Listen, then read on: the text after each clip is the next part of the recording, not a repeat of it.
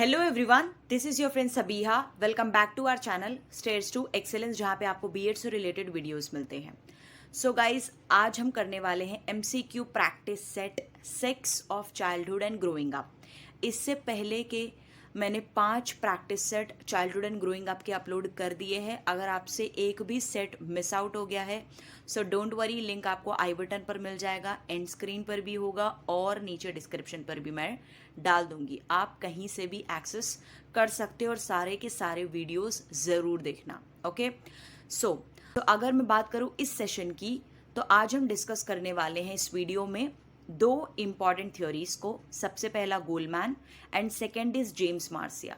ये दोनों थ्योरी का हम एक ब्रीफ इंट्रोडक्शन लेंगे एंड देन फिर हम एमसीक्यूज पे जंप करेंगे। ओके सो आप स्टार्ट टू एंड वीडियो को पूरा देखना, और वीडियो पसंद आता है तो लाइक ज़रूर कर देना प्लीज़। ओके एंड हाँ, दोस्तों के साथ भी शेयर कर देना, इस लॉकडाउन में थोड़ा उनको भी आराम मिले।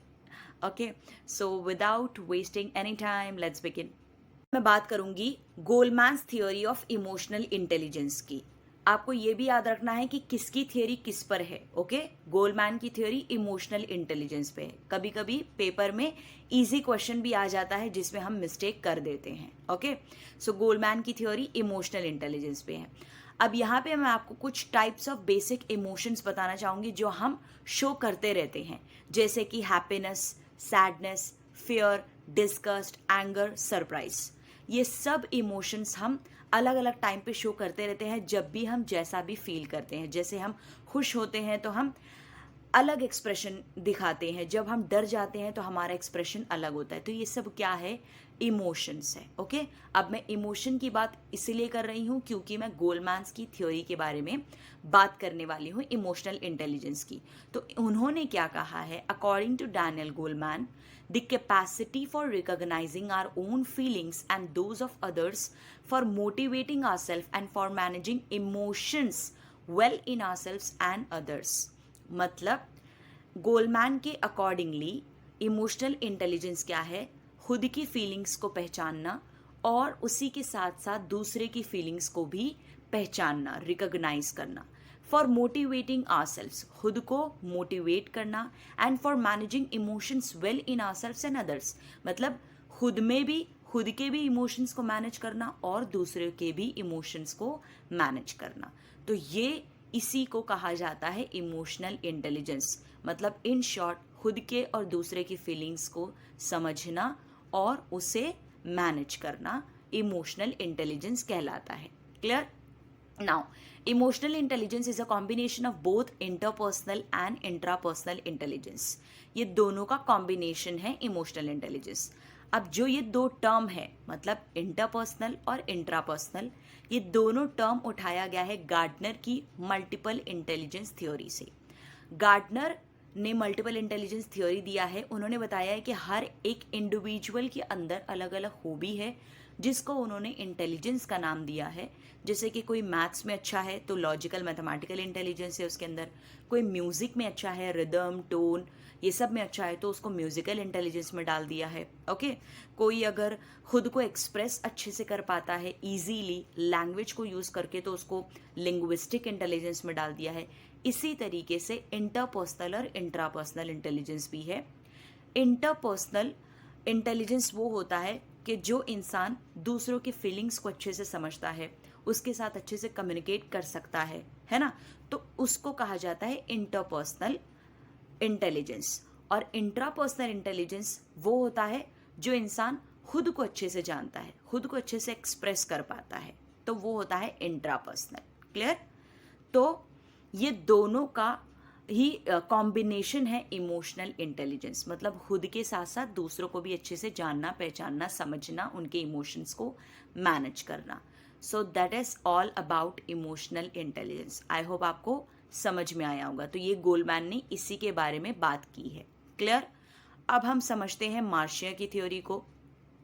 सो Marcian theory of identity crisis. Marcia की थ्योरी किस पे है? आइडेंटिटी क्राइसिस पे है। Now in order to know what we are and our current identities, the psychologist James Marcia suggested that there are 4 identity statuses और stages in developing who we are as individuals. देखो, सबसे पहले मैं एक background बताती हूँ। Marcia की जो थ्योरी है, इन्होंने आइडेंटिटी क्राइसिस पे दी है। तो ये जो थ्योरी है वो एरिक्सन की थ्योरी का ही एक्सटेंशन है, एरिक्सन की थ्योरी के 5वें स्टेज का एक्सटेंशन है। अगर आपने एरिक्सन की थ्योरी नहीं देखा है तो प्लीज़ जाके सबसे पहले एरिक्सन की थ्योरी देखो, मैंने अपलोड कर रखा है अपने चैनल पे। एरिक्सन की थ्योरी को समझो, उसकी थ्योरी के 5वें स्टेज का एक्सटेंशन ही है मार्सिया की थ्योरी। ओके, तो उन्होंने आइडेंटिटी क्राइसिस की बात की थी।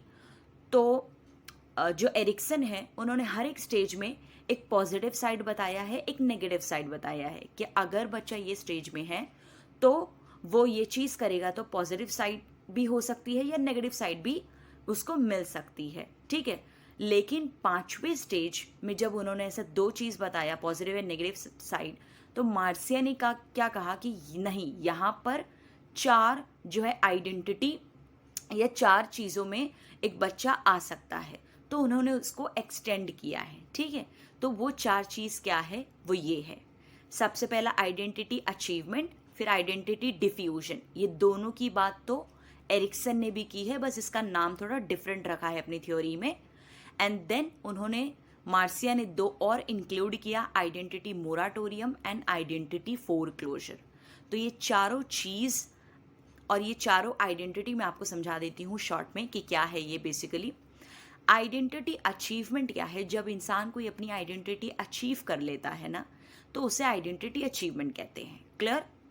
जैसे कि फॉर एग्जाम्पल विराट कोहली, उसने अपनी आइडेंटिटी अचीव कर लिया है, अभी वो बहुत ही शांत है क्योंकि उसने अपनी आइडेंटिटी अचीव कर लिया, वो क्रिकेटर बन चुका है। अब वो MBA नहीं करने वाला, ठीक है ना, क्योंकि उसने अच्छी खासी अभी अपनी आइडेंटिटी अचीव कर लिया, अभी वो लाइफ में सेटल्ड है। सो ये क्या है, आइडेंटिटी अचीवमेंट।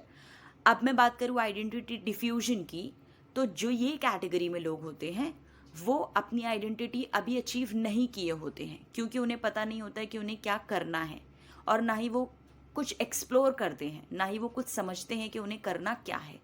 तो ये क्या है, आइडेंटिटी डिफ्यूजन, मतलब इनकी कोई आइडेंटिटी ही नहीं होती है। Clear? Identity achievement and diffusion. Now अब बात करते हैं मोराटोरियम एंड फोरक्लोजर की। मोराटोरियम में जो लोग होते हैं, जो इस ग्रुप में आते हैं, वो क्या होते हैं कि मतलब वो आइडेंटिटी अचीव नहीं किए होते, लेकिन वो ब्रेक पे होते हैं। वो चीज़ों को समझते हैं, एक्सप्लोर करते हैं, वो चीज़ें ट्राई नहीं करते हैं कि हम ये कर लेते हैं, हम ये कर लेते हैं, नहीं। वो आइडेंटिटी कोई भी अचीव करने से पहले वो सोचते हैं कि उन्हें करना क्या है। वो एक ब्रेक पे चले जाते हैं, वो रुक जाते हैं, होल्ड पे होते हैं इन शॉर्ट, कि उन्हें क्या बनना है, क्या करना है। हर चीज़ों को एक्सप्लोर ज़रूर करेंगे, हर चीज़ों को जानेंगे ज़रूर, बट ट्राई नहीं करते हैं। ओके, सोचते हैं।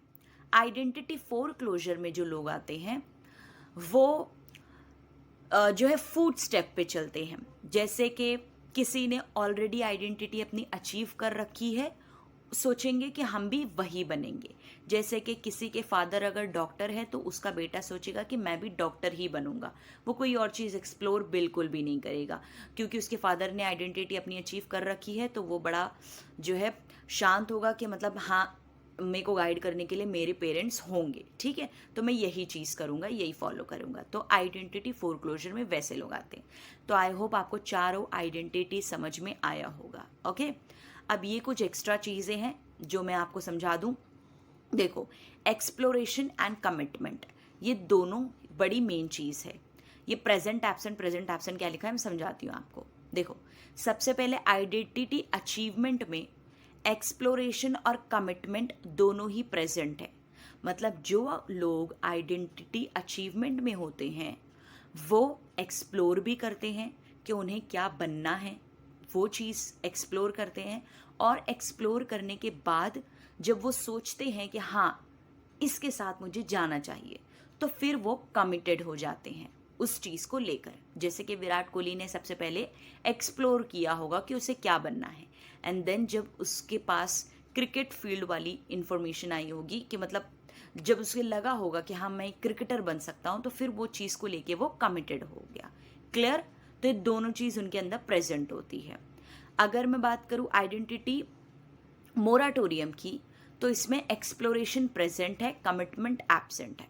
मतलब ऐसे लोग एक्सप्लोर तो करते हैं, जैसे कि मैंने आपको बताया था, ये अलग अलग फील्ड को एक्सप्लोर ज़रूर करेंगे बट ट्राई नहीं करते, कमिटेड नहीं होते, ठीक है, कमिटमेंट नहीं कर लेते हैं फॉरन। तो यहाँ पे कमिटमेंट एब्सेंट है, इसलिए एन एक्सप्लोरेशन प्रेजेंट है। Got it? Now third one is foreclosure. Foreclosure में एक्सप्लोरेशन एब्सेंट है, कमिटमेंट प्रेजेंट है। कैसे? क्योंकि ये लोग तो एक्सप्लोर करते ही नहीं हैं, ये लोग तो वही करते हैं जो इनके फादर ने या रिलेटिव्स ने या फ्रेंड्स ने कर रखा है। जिसने भी आइडेंटिटी अचीव किया है उसके ही फूड स्टेप पे चलते हैं। तो ये एक्सप्लोर बिल्कुल भी नहीं करते हैं कि इन्हें खुद क्या बनना है, ठीक है। तो इसीलिए एक्सप्लोरेशन एब्सेंट है। कमिटमेंट प्रेजेंट है क्योंकि इन्होंने सोच रखा है कि इन्हें क्या बनना है, तो इसीलिए कमिटमेंट प्रेजेंट। अंडरस्टूड?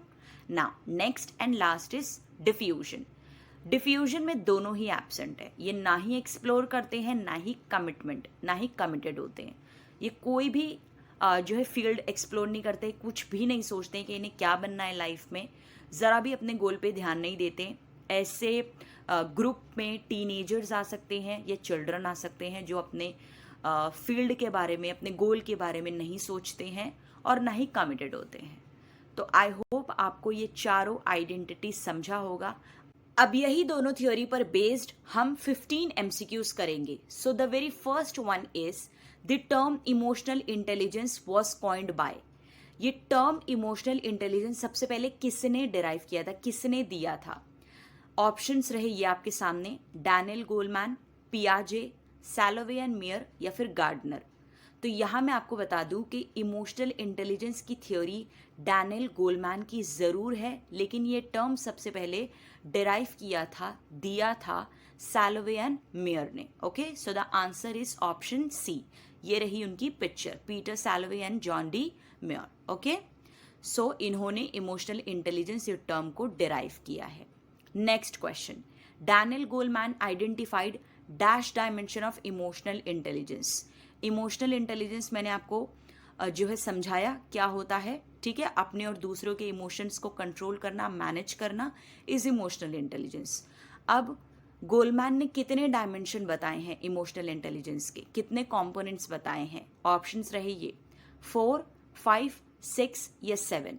तो यहाँ मैं आपको बता दूं कि गोलमैन ने टोटल 5 कंपोनेंट्स, 5 डायमेंशन बताए हैं और वो रहे ये आपके सामने। सबसे पहला तो सेल्फ अवेयरनेस, फिर है self management, third is motivation, 4 is empathy and 5th and last is social skill. तो ये टोटल 5 डायमेंशन है जिसे हम इमोशनल इंटेलिजेंस कहते हैं। ओके, ये पांचों का होना ज़रूरी है। ये जो 3 है स्टार्टिंग के, self awareness, self management and motivation, इसको कहा जाता है पर्सनल कॉम्पिटेंसीज, और जो एम्पैथी एंड सोशल स्किल है ये आता है सोशल कॉम्पिटेंसीज में। क्लियर?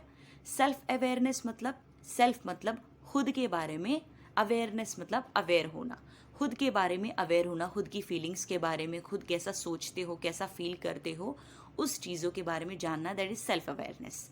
सेल्फ मैनेजमेंट मतलब इमोशंस को मैनेज करना, खुद के इमोशंस को मैनेज करना is self management. Clear?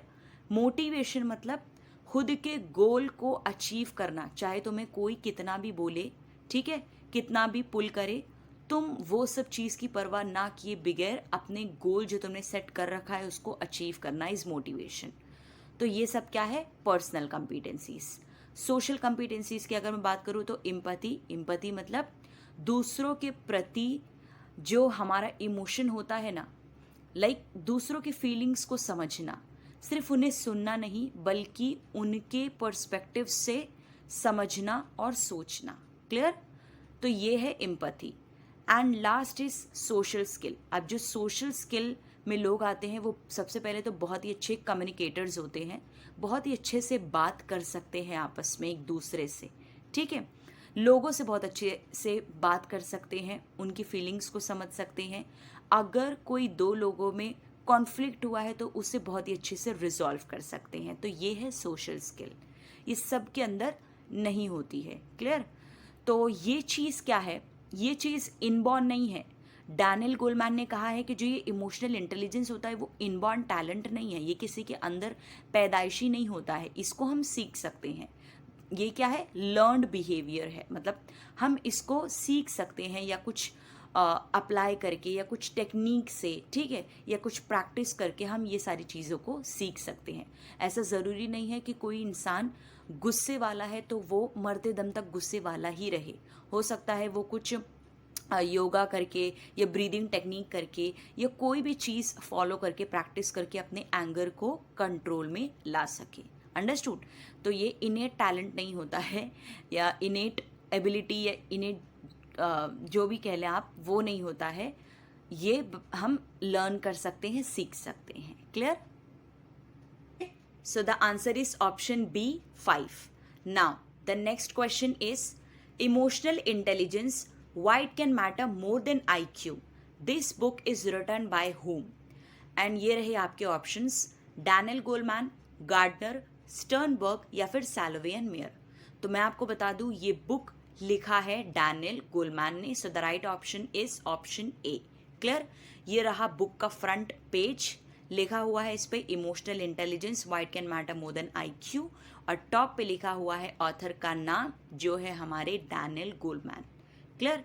Now ये चीज़ मैं आपको आगे क्वेश्चन में बताऊंगी कि क्यों लिखा हुआ है ऐसा emotional intelligence why it can matter more than IQ। ये चीज़ मैं आपको आगे क्वेश्चन है बड़ा ब्यूटिफुल सा, उसमें समझाऊंगी। चलते हैं नेक्स्ट क्वेश्चन पे। So here is your next question, one of the key factors of emotional intelligence is what. मतलब सबसे इंपॉर्टेंट फैक्टर क्या है इमोशनल इंटेलिजेंस का इनमें से?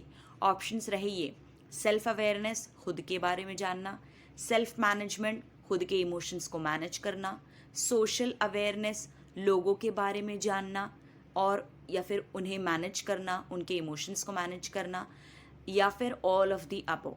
तो इमोशनल इंटेलिजेंस में तो भैया ये सारे ही कंपोनेंट्स इम्पॉर्टेंट है, तो ये सारे ही डायमेंशंस इम्पॉर्टेंट है। ठीक है, इसमें से ऐसा कोई भी एक इम्पॉर्टेंट नहीं है, सारे ही है। So the answer is option D, all of the above. Clear? अगला क्वेश्चन रहा ये, as defined by the Goleman model of emotional intelligence which one of the following is not true. Goleman की theory के हिसाब से emotional intelligence की इनमें से कौन सा एक स्टेटमेंट सही नहीं है, मतलब गलत है। ये जो पिक्चर है वो गोलमैन की है। अच्छा, यहाँ पर मैं आपको एक बात बता दूं, जब भी आपके क्वेश्चन में नॉट ट्रू पूछे या फॉल्स पूछे तो आपको ध्यान से क्वेश्चन पढ़ना है, वरना आपके मार्क्स चले जाएंगे। क्योंकि नॉट ट्रू में आप नॉट पे फोकस नहीं करेंगे तो जो सही है आप उसी पर ट्रिक करके आ जाएंगे। यहाँ पे हमें फॉल्स स्टेटमेंट बताना है, मतलब है तो गलत लेकिन हमारा आंसर सही वही रहेगा। ठीक है? सो यहाँ पर ऑप्शंस रहे ये आपके सामने। Self awareness means being conscious of your own believes, moods, emotions and attitudes and how they affect other people. तो सेल्फ अवेयरनेस बिल्कुल इसे ही कहते हैं कि हम अपने मूड्स को, बिलीव्स को, इमोशंस को, एटीट्यूड्स को पहचानें और ये समझे कि कैसे वो लोगों को अफेक्ट कर सकता है। करेक्ट है ये। सेकेंड इज सेल्फ रेगुलेशन या सेल्फ मैनेजमेंट भी हम इसे कह सकते हैं, refers to being able to control your emotions and impulses. Correct. Self management मतलब खुद के इमोशंस को कंट्रोल करना। ठीक है, करेक्ट है ये। नेक्स्ट क्या है? Empathy. Empathy describes the ability to understand the emotional makeup of our self, not our self, of others. ठीक है, दूसरों के इमोशंस को, दूसरों के फीलिंग्स को अंडरस्टैंड करना, उसको कहा जाता है एम्पैथी। तो ये इमोशनल इंटेलिजेंस की थ्योरी के हिसाब से गलत है। ठीक है, लेकिन हमारा राइट ऑप्शन तो यही है। So the answer is option C. अच्छा, मोटिवेशन को भी देख लेते हैं कि ये करेक्ट है कि नहीं। Motivation describes a passion to work for internal reasons that go beyond money and status. Yes, मतलब पैसा और स्टेटस के लिए हम काम नहीं करते हैं, हम अपने गोल को अचीव करने के लिए, अपने पैशन को अचीव करने के लिए जो करते हैं दैट इज मोटिवेशन। ओके, हम मतलब इंट्रिंसिक मोटिवेशन भी उसको बोल सकते हैं कि लोग कितना भी उस इंसान को नीचे खींचने की कोशिश करे, कोई इंसान अगर अंदर से मोटिवेटेड है ना, सेल्फ मोटिवेटेड है, तो उसको किसी और की मोटिवेशन की ज़रूरत ही नहीं है। तो वो मोटिवेशन की बात हो रही है यहाँ पे। ओके, सो ऑप्शन डी भी हमारा करेक्ट है। गोलमैन की थ्योरी के हिसाब से तीनों A, B and D is correct, but C is not correct. So here the right option is option C. अब हम बढ़ते हैं नेक्स्ट क्वेश्चन की तरफ। अच्छा, वीडियो को पॉज करके राइट आंसर आप जरूर सोचना कि क्या हो सकता है ये सारे क्वेश्चंस का। Okay, now Rohan is an innovative industrial engineer. Rohan बहुत ही इनोवेटिव इंजीनियर है। Impressed by his intelligent approach to problem solving skill, his boss is considering to promote him to shift manager. मतलब रोहन के अंदर एक प्रॉब्लम सॉल्विंग स्किल है, वो हर एक प्रॉब्लम को आसानी से सॉल्व कर ले जाता है। तो ये एक बहुत ही अच्छी उसके अंदर अप्रोच है, और इसको देखते हुए उसके बॉस ने सोचा कि क्यों ना इसे मैनेजर की पोजीशन दे दी जाए। However, even though Rohan is good at his job, his boss worries that he may lack the emotional intelligence to manage other employees. Rohan अपने जॉब में इतना अच्छा है, लेकिन उसके बावजूद उसका बॉस ये सोच रहा है कि पता नहीं जो रोहन है वो दूसरों के जो इमोशंस है उसको मैनेज कर भी पाएगा या नहीं, जो भी एम्प्लॉयज़ हैं उनके इमोशंस को मैनेज कर पाएगा या नहीं। That is being intuitive as to what other coworkers may feel and need. मतलब उनके को वर्कर्स जो भी उसके रहेंगे उसको किस चीज़ की ज़रूरत है, क्या वो फील करते हैं, तो ये चीज़ रोहन समझ पाएगा या नहीं समझ पाएगा, ऐसा उसका बॉस सोच रहा है। Okay, so based on Rohan's boss evaluation, what domain of emotional intelligence may he lack which could prove problematic in managing others। मतलब रोहन के बॉस ने ये जो सोचा है, ये जो इवेलुएट किया है, तो ये कौन से डोमेन में इन शॉर्ट आता है, किस चीज़ में लैक कर रहा है Rohan, self awareness, self regulation, empathy या सोशल स्किल। तो यहाँ पर जो राइट आंसर है वो है ऑप्शन सी, एम्पैथी। मैंने आपको बताया था एम्पैथी मतलब दूसरों के फीलिंग्स को, दूसरों के इमोशंस को समझना, अंडरस्टैंड करना। ठीक है, तो यहाँ पर उसका बॉस यही सोच रहा है कि पता नहीं रोहन समझ पाएगा या नहीं कि उसके कोवर्कर्स को किस चीज़ की ज़रूरत है या कैसा वो फील कर रहे हैं। तो यहाँ पर रोहन के अंदर ये चीज़ लैक करती है, that is empathy. Your right answer is option C. Clear? बड़ा इजी क्वेश्चन था आई गेस, है ना। बढ़ते हैं नेक्स्ट क्वेश्चन की तरफ। The researchers shows that IQ can help you to be successful to the extent of only -% in life. The rest of the -% success depends on your EQ। Options रहे ये आपके सामने, 10-90, 90-10, 20-80 या 80-20। तो अभी अभी हमने एक बुक के बारे में पढ़ा है जिसका नाम था emotional intelligence, why it can matter more than IQ। मतलब इंटेलिजेंस क्वेश्चन IQ से ज़्यादा मैटर EQ है, इमोशनल क्वेश्चन। क्यों, ऐसा क्यों कहा गया है, वो बुक में लिखी गई है। तो मैं आपको शॉर्ट में बताती हूँ कि क्यों लिखा गया है। देखो, हमारे एजुकेशनल सिस्टम में सबसे ज़्यादा फोकस किया जाता है सब्जेक्ट्स पे, लैंग्वेज पे, मैथ्स पे, साइंस पे, सोशल साइंस पे, अदर सब्जेक्ट्स पे। ये सारे सब्जेक्ट्स पे फोकस किया जाता है बच्चों के IQ लेवल को इंक्रीज करने के लिए, बच्चों के IQ लेवल को बढ़ाने के लिए। ठीक है, जो मैथ्स में अच्छा है, जो रीजनिंग में अच्छा है, हम बोलते हैं कि उसका IQ लेवल बहुत ही अच्छा है। जो स्टडीज़ में अच्छा है, इन शॉर्ट उसका IQ बहुत अच्छा है। तो हमारे एजुकेशनल सिस्टम में इस चीज़ पर फोकस किया जाता है कि बच्चे का IQ अच्छा हो, लेकिन EQ पर फोकस नहीं किया जाता, इमोशनल क्वेश्चन पे फोकस नहीं किया जाता। क्यों नहीं किया जाता? करना चाहिए। बच्चों को ये सिखाना ज़रूर चाहिए कि उनके लाइफ में प्रॉब्लम आएगी तो उन्हें कैसे डील करना है। अगर वो स्ट्रेस उनको कोई हो तो उससे कैसे निकलना है, एंजाइटी होने लगे तो कैसे उसके साथ डील करना है, अगर कोई एंगर इश्यूज़ है तो उससे कैसे डील करना है। ठीक है, अगर वो डिप्रेशन में चले जाएं तो उन सारी चीज़ों से कैसे उनको बाहर निकलना है। तो हमें ये सारी चीज़ों पर भी फोकस करना चाहिए। ओके, सो ये है EQ। तो EQ ज़्यादा इम्पॉर्टेंट है IQ से, क्योंकि अगर किसी इंसान का सपोज IQ बहुत अच्छा है, स्टडीज़ में बहुत ही अच्छा है, आगे जाकर हो सकता है डॉक्टर या इंजीनियर बन गया। ठीक है, लेकिन उसकी लाइफ में कोई ऐसा फेस आया जो वो हैंडल नहीं कर सका, उसे नहीं आया डील करना कि वो क्या करे, तो हो सकता है वो अपनी लाइफ का सत्यानाशी भी कर ले, है ना, और कर सकता है अगर वो अपने इमोशनल क्वेश्चन को नहीं डील कर पाया, तो स्ट्रेस को या एंजाइटी को या डिप्रेशन को नहीं समझ पाया, डील कर पाया, तो वो गलत स्टेप भी ले सकता है। तो इसीलिए कहा गया है कि IQ से ज़्यादा इम्पॉर्टेंट है EQ, और लाइफ में सक्सेसफुल वही होते हैं जो जिसका EQ ज़्यादा अच्छा होता है एज कंपेयर टू IQ, ठीक है। तो यहाँ पर यही क्वेश्चन पूछा गया है और यही बोला गया है कि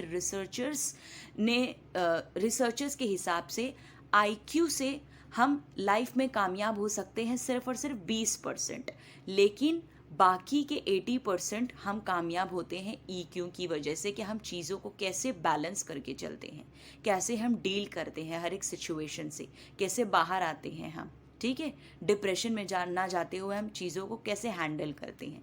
तो EQ is very important. I hope आपको ये क्वेश्चन समझ में आया होगा विथ एक्सप्लेनेशन।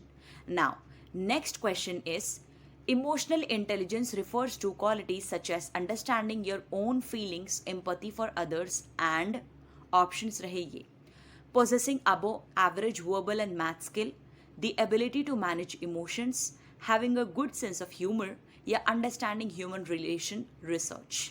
तो यहाँ पर इमोशनल इंटेलिजेंस क्या है, तो मैंने आपको बताया इमोशनल इंटेलिजेंस क्या है, ये क्वालिटीज़ है कि खुद को और दूसरे की फीलिंग्स को समझना। सबसे पहला क्या बोला है, मैथ स्किल को लेकर है, तो इसमें मैथ स्किल का तो कोई रिलेशन ही नहीं है, सो ऑप्शन 1 डिस्कार्ड कर देते हैं। सेकंड ऑप्शन क्या है, the ability to manage emotion. Yes, emotion को मैनेज करना हमें आना चाहिए, तो यही है right answer, option B is correct. Okay, चलते हैं नेक्स्ट क्वेश्चन पे। Maria said, my parents are teachers, that's why I have taken admission in B.Ed course.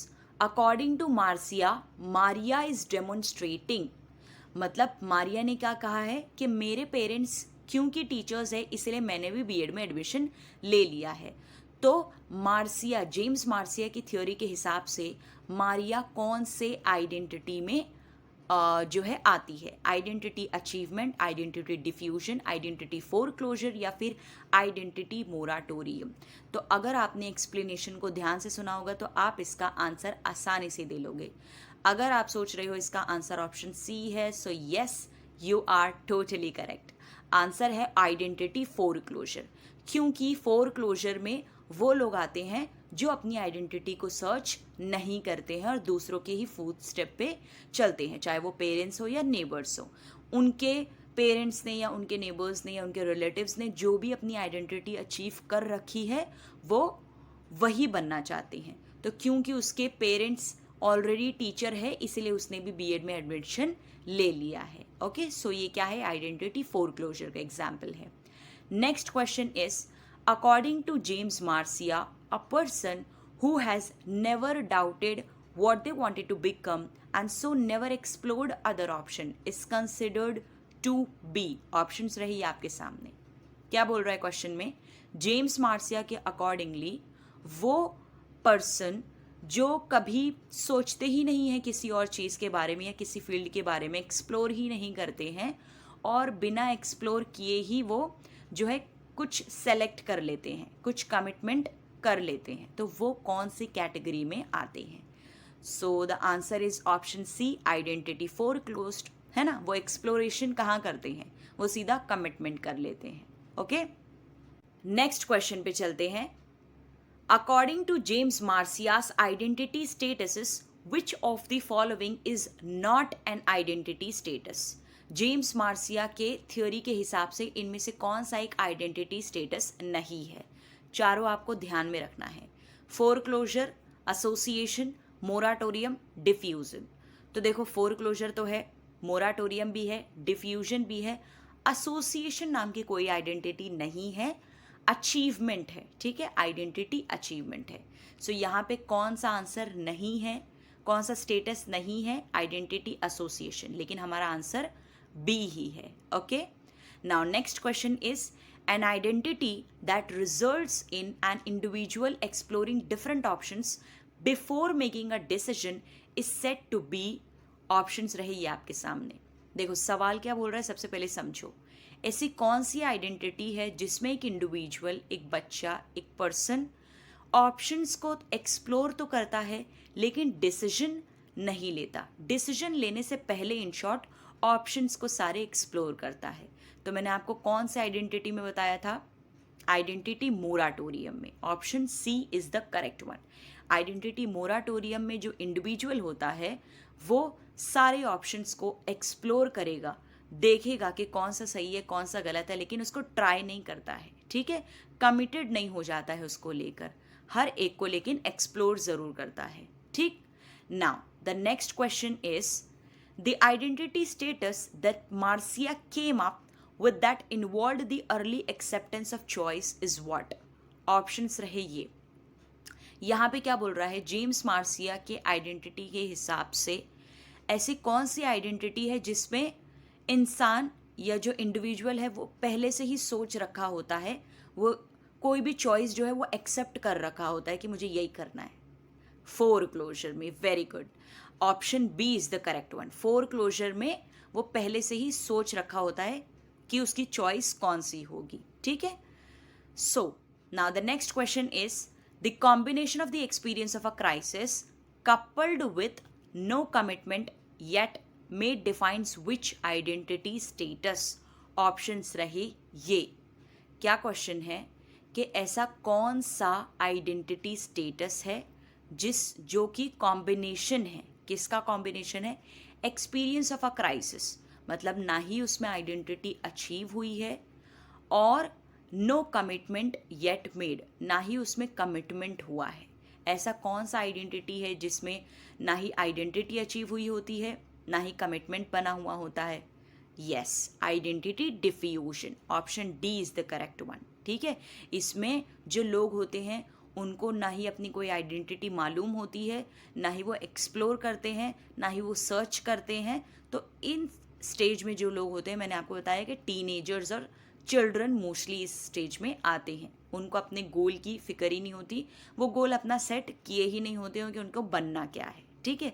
तो यहाँ पे क्या है, वो क्राइसिस भी एक्सपीरियंस करते हैं और उनकी कमिटमेंट भी नहीं होती है। तो ये दोनों का कॉम्बिनेशन है आइडेंटिटी डिफ्यूजन। क्लियर?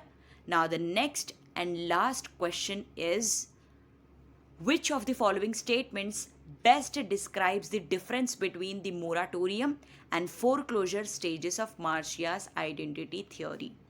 मतलब जेम्स मार्सिया की थ्योरी के हिसाब से कौन सा स्टेटमेंट ये दोनों आइडेंटिटी को बेस्ट डिफाइन करता है? कौन सी दो आइडेंटिटी? Moratorium and foreclosure. हाँ, याद रखना। अब स्टेटमेंट देखो। Those at the foreclosure stage commit to an identity without considering other option. Those at moratorium stage explore many possible identities without committing. तो सबसे पहले तो फोरक्लोजर क्या था उसको ध्यान दो। फोरक्लोजर में जो लोग होते हैं वो अपनी आइडेंटिटी वही बना के रखते हैं जो आइडेंटिटी अचीवमेंट के लोगों की होती है, ठीक है। जैसे कि मैंने आपको कई सारे एग्जाम्पल भी दिया है। तो उसमें इन शॉर्ट वो लोग एक्सप्लोर नहीं करते हैं, उन लोग कमिटमेंट बना के रखते हैं। कोई और ऑप्शंस को वो लोग जो है देखने जाते ही नहीं हैं, रिस्क लेते ही नहीं हैं बिल्कुल भी। ऑलरेडी पहले से आइडेंटिटी सेट कर रखे होते। और जो मोराटोरियम में होते हैं वो बहुत सारे अलग अलग ऑप्शंस को एक्सप्लोर करते हैं लेकिन कमिटमेंट नहीं देते हैं। तो यहाँ पे पहला ऑप्शन ही हमारा करेक्ट है। फोरक्लोजर स्टेज में जो होते हैं commit to an identity without considering other options, कोई भी अदर ऑप्शन को कंसिडर किए बिना ही वो आइडेंटिटी को बना लेते हैं, कमिटमेंट दे लेते हैं। और जो मोराटोरियम स्टेज में होते हैं वो क्या करते हैं? एक्सप्लोर करते हैं अदर पॉसिबल आइडेंटिटीज को without committing. So the right answer is option A. बाकी तीनों को देखने की ज़रूरत नहीं है, ठीक है। लेकिन अगर आपको फिर भी जो है इवैल्यूएट करना हो तो आप तीनों को इवैल्यूएट कर सकते हैं, आपको तीनों रॉन्ग ही मिलेगा, ठीक। सो यहाँ पर हमारा सेशन ख़त्म होता है। आई होप आपको आज का सेशन हेल्पफुल रहा होगा और मुझे कमेंट सेक्शन में ज़रूर बताना कि आपको आज का सेशन कैसा लगा और ज़्यादा तारीफ़ें लिखना मेरे बारे में। और बस, ठीक है, बस आपका एग्ज़ाम अच्छे से जाए। Best of luck for your exam guys. So मिलते हैं नेक्स्ट वीडियो में, तब तक के लिए bye, take care of yourself and thanks a lot for watching.